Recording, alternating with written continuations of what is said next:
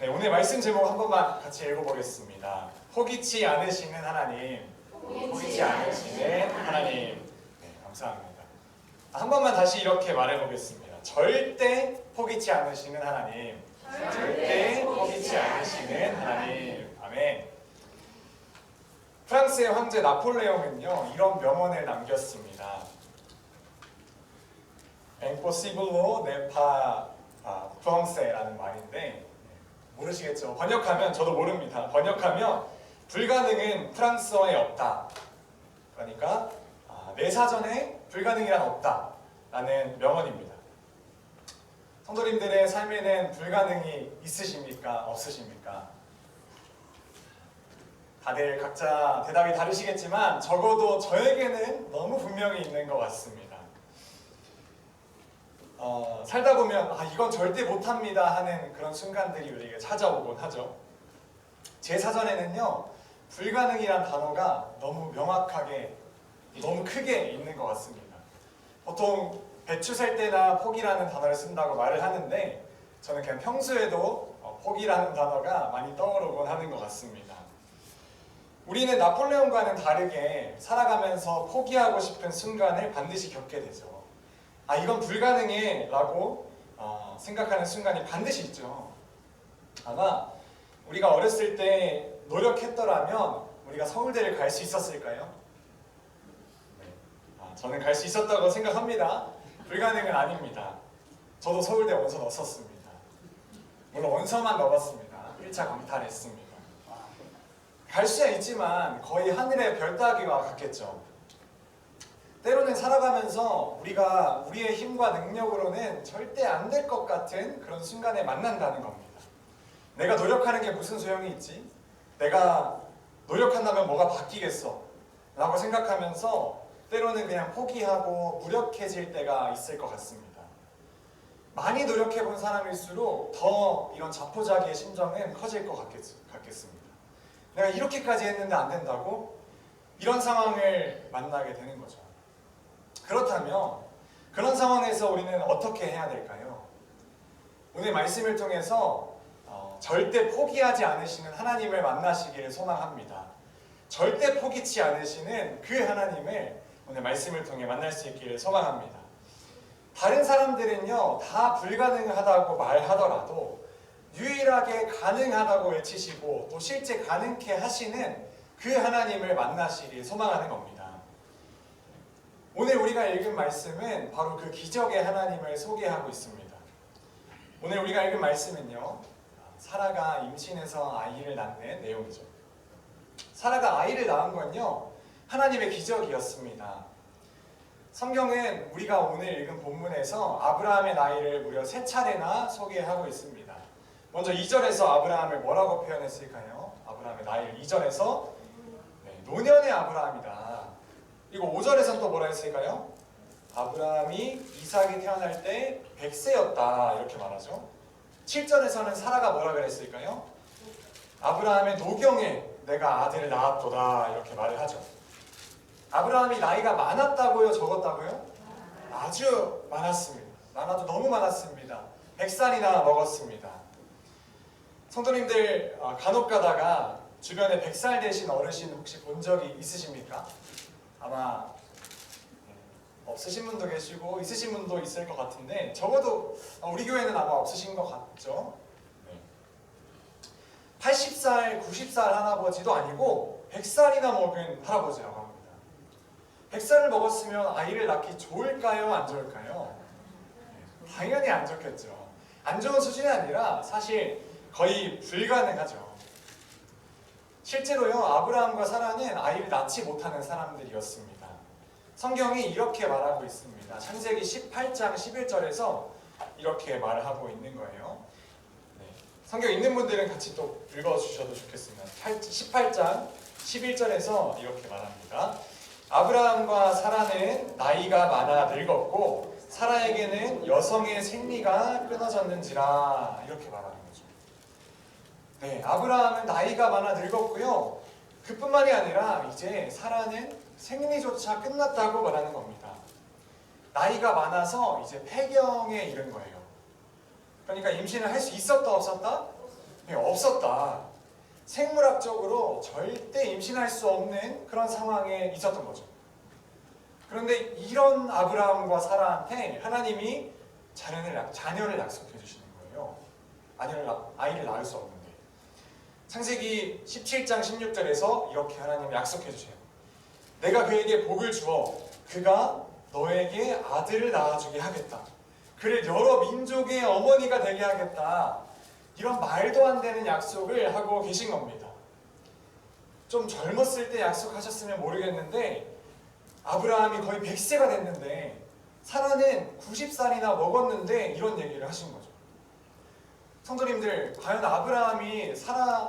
아브라함이 하나님의 이 약속을 믿을 수 있었을까요? 아니, 믿기 너무 어렵죠. 그래서 성경은요, 우리가 잘 아는 대로 아브라함이 비웃었다, 웃었다 이렇게 말하고 있죠. 하나님이 약속해 주셨을 때 17장 17절에서 이렇게 반응하는 거예요. 아브라함이 엎드려 웃으며 마음속으로 이르되 100세 된 사람이 어찌 자식을 낳을까? 사라는 90세니 어찌 출산하리요? 하고 이렇게 마음속으로 말하는 거죠. 사라도 똑같이 반응했습니다. 18장 12절에서 사라가 속으로 웃고 이르되 내가 노쇠하였고 내 주인도 늙었으니 내게 무슨 즐거움이 있으리요? 하는 거죠. 성도님들, 지금 이 사라와 아브라함의 반응을 보면서 좀 어떠세요?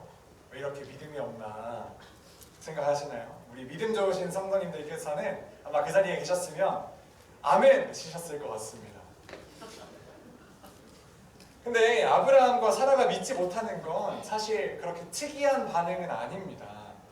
어찌 보면요, 지극히 당연하고 현실적인 반응인 거예요. 아브라함과 사라는 지금 이 문제 때문에 20년 이상을 기도하며 고민해 왔습니다. 20년이 넘는 시간 동안 하나님을 의지하면서 기도해 왔고요. 나름대로의 방법을 찾아보려고도 했습니다. 그런데 시간이 가면 갈수록 현실적인 어려움만 더 커지는 거였습니다. 나이는 나이대로 먹고 심지어 생리조차도 멈추게 되는 그런 상황이었죠. 이런 현실적인 어려움 속에서 그 믿음의 조상이라던 아브라함조차도 믿음이 연약해졌던 거죠. 하나님이 하시겠다라고 말씀하시는데 그걸 속으로 웃고 믿지 못하고 있는 모습인 겁니다. 성도님들, 우리도 때로는 이럴 때가 있죠.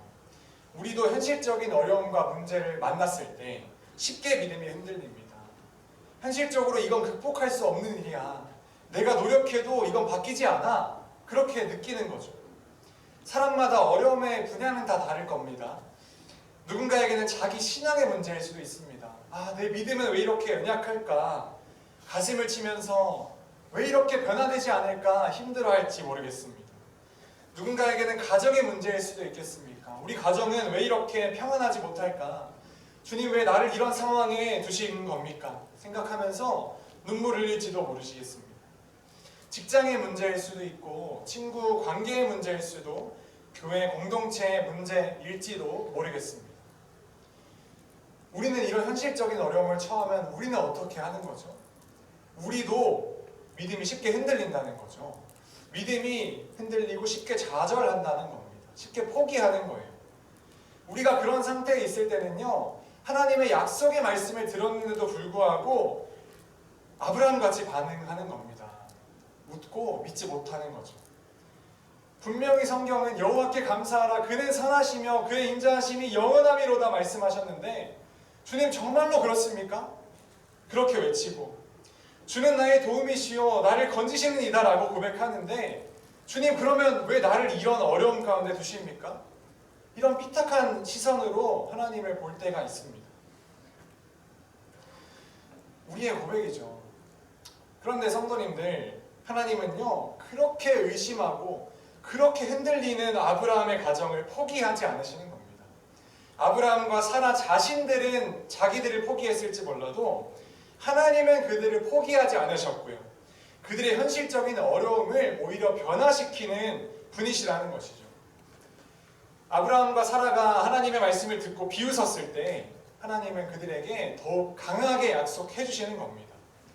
아브라함이 뭐라고 했어요? 창세기 17장 18절에서 이렇게 말했어요. 아브라함이 이에 하나님께 아뢰되 이스마엘이나 하나님 앞에 잘 살기를 원하나이다 이렇게 믿지 못하며 고백을 했죠. 그때 하나님은 오히려 더 강하게 이렇게 말씀해 주시는 겁니다. 하나님이 이르시되 아니라 내 아내 사라가 내게 아들을 낳으리니 말씀하시면서 내가 그와 내 언약을 세우리라 영원한 언약이 되리라 라고 말씀해 주시는 겁니다. 사라가 웃었을 때도요, 창세기 18장 14절에서 여호와께 능치 못한 일이 있겠느냐, 기한이 이를 때에 내가 다시 돌아오리니 사라에게 아들이 있으리라 말씀하시는 하나님이신 거죠. 하나님은 포기치 않으십니다. 하나님은 끝까지 포기치 않으십니다. 하나님은 당신이 약속하신 구원을요 반드시 이루시는 분이시고요, 영원히 포기하지 않으시는 하나님이신 겁니다. 비록 아브라함과 사라는 현실적인 상황 때문에 좌절하고 포기했을지 몰라도 여호와께 능치 못한 일이 있겠느냐 말씀하시며 약속해 주시는 분이 바로 하나님이시라는 겁니다. 사랑하는 성도님들, 그 하나님께서 우리에게도 동일하게 말씀하시는 겁니다. 지금 우리의 현실에 파묻혀서 쉽게 포기하고 좌절하고 있는 우리에게, 극복할 수 없을 것 같은 현실 때문에 힘들어하는 우리에게 동일하게 약속해 주시는 거예요. 내가 너희를 회복시키겠다. 내가 너희를 구원하겠다. 내가 너희에게 친히 찾아가 너희의 하나님이 되주겠다 말씀해 주시는 겁니다. 사랑하는 성도님들, 우리가 이 하나님의 약속을 굳게 믿어야 합니다. 정말 마음 깊이 새기고 흔들리지 않고 진정으로 믿을 수 있어야 합니다. 우리의 상황과 현실이 변하는 것 같지 않아 보일지라도 하나님은 여전히 우리와 함께 하신다는 사실입니다. 여전히 우리 인도하고 계시고 하나님은 여전히 선하시고 여전히 우리를 사랑하십니다. 하나님은 여전히 우리를 구원하기 원하시고 여전히 우리를 당신의 자녀로 초대하고 계시는 분이시라는 겁니다. 이 하나님의 약속을 믿으시기를 바랍니다. 하나님은 우리를 절대 포기하지 않으시는 분입니다. 그리고 하나님의 선하신 일을 이뤄 가신다는 겁니다. 오늘 말씀에 이 절대 포기치 않으시는 하나님을 기억하며 살아갈 수 있는 우리가 되기를 소망합니다. 다시 오늘 말씀으로 돌아와서 하나님은 그 약속하신 걸요 그냥 약속하고 그치는 분이 아니라 이제 실제 이루기 시작하시는 거예요. 오늘 말씀 1절 2절을 한번 같이 읽어볼까요? 오늘 말씀 1절 2절에서 하나님이 어떤 기적의 하나님으로 나타나는지 한번 살펴보겠습니다. 우리 1절 2절 함께 읽겠습니다.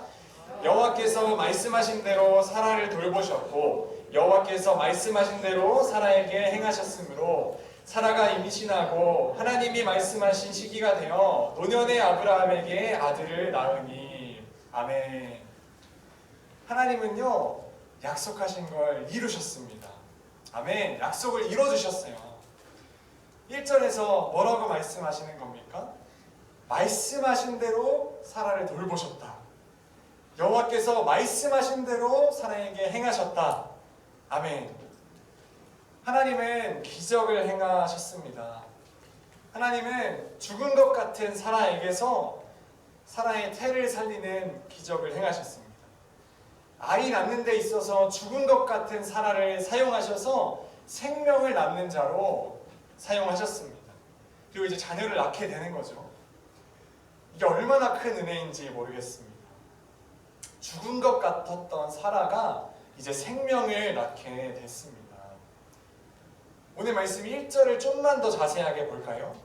하나님은요 말씀하신 대로 1절에서 사라한테 첫 번째로 어떻게 하셨죠? 말씀하신 대로 하나님이 사라를 돌보셨다라고 표현합니다. 여기서 돌보셨다라고 번역된 이 파카드라는 단어는요 그냥 멀리서 지켜보면서 그냥 뭐 둘러보시는 수준의 단어가 아닙니다.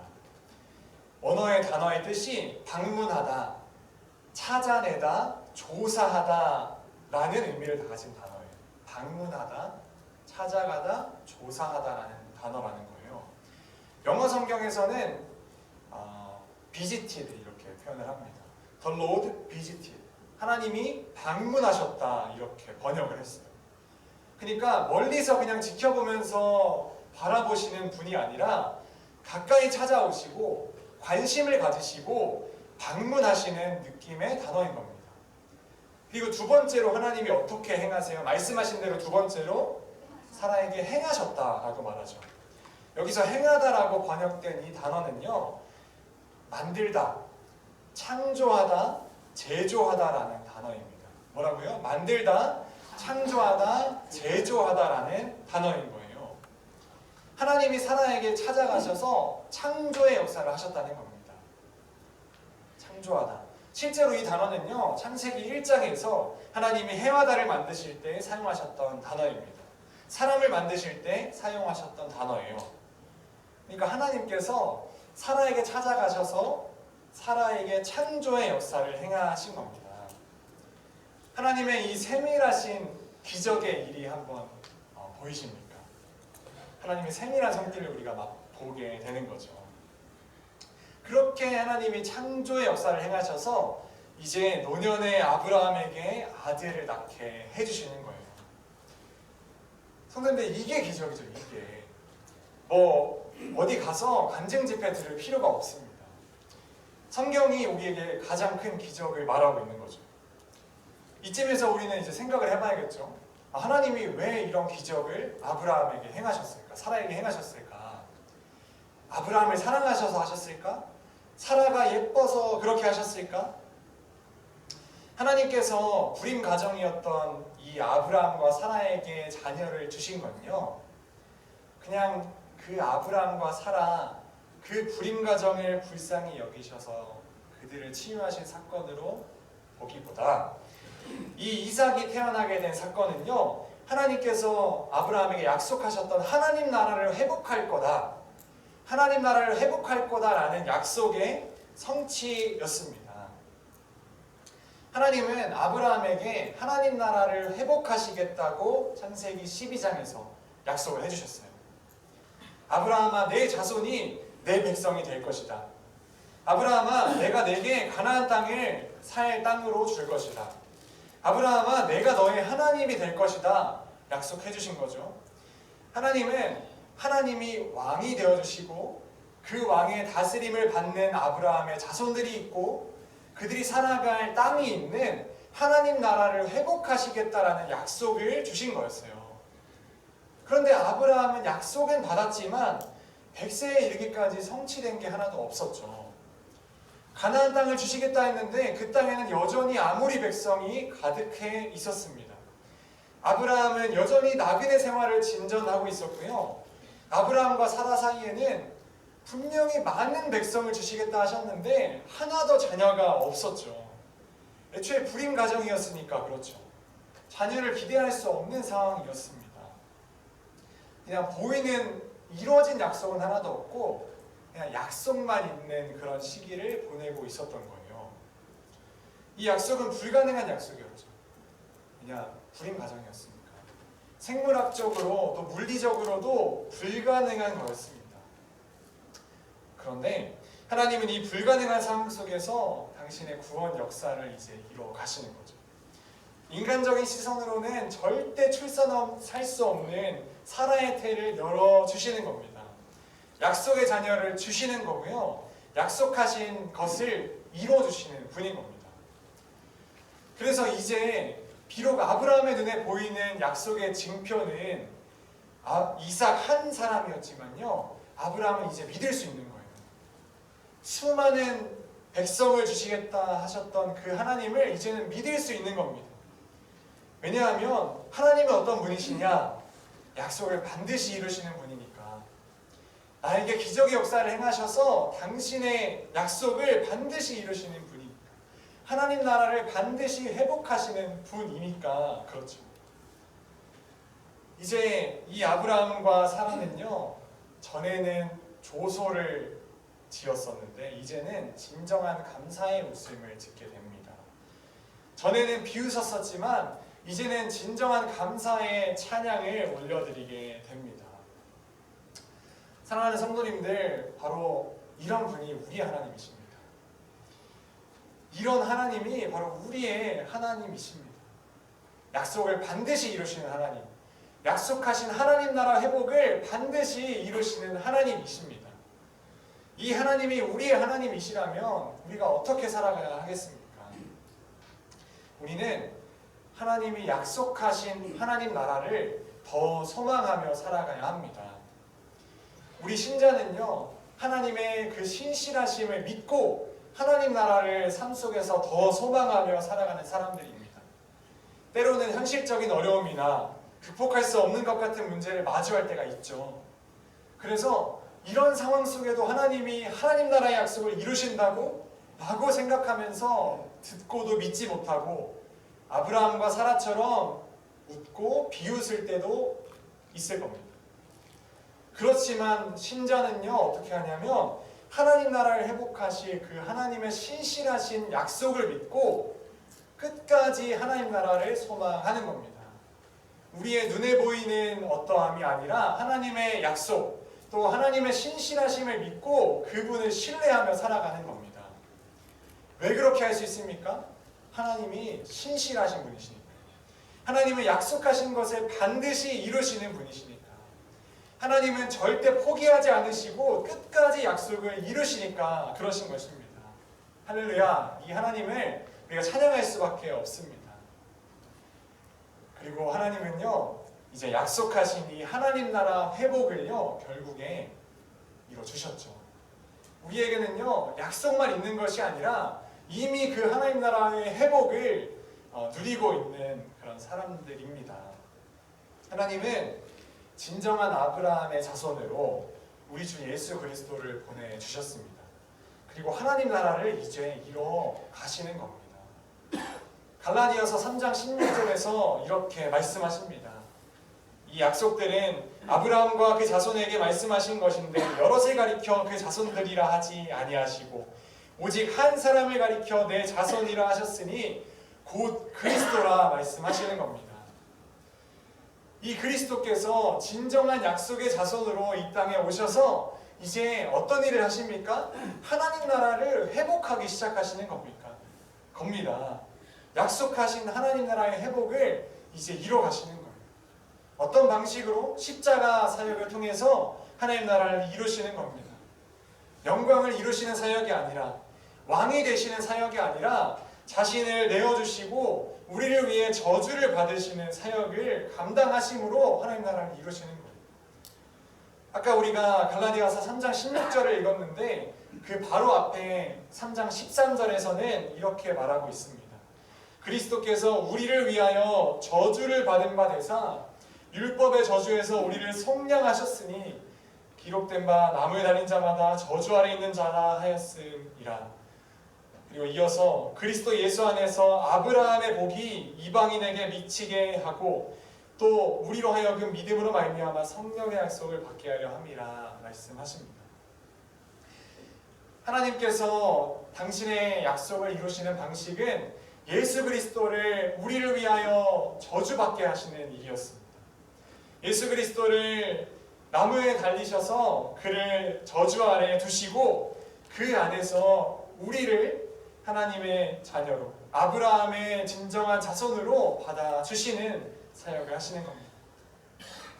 그래서요, 우리는 이제 하나님의 약속만 바라보며 살아가는 자들이 아니라 하나님 나라 회복하시겠다 말씀하신 그 약속을 이미 누리며 살아가는 사람들이란 거죠. 아브라함은 그 약속을 믿음으로 바라봤지만 우리는 그 약속의 성취를 맛보고 있는 사람들이라는 것입니다. 예수님 안에서 이 하나님 나라의 회복이 일어났습니다. 우리는 하나님의 백성이 되어 그분의 통치를 받으면서 살아가고 하나님은 우리의 진정한 왕이 되어주셨고 우리는 그분이 다스리시는 교회 안에서 살아갈 수 있게 되었다는 것입니다.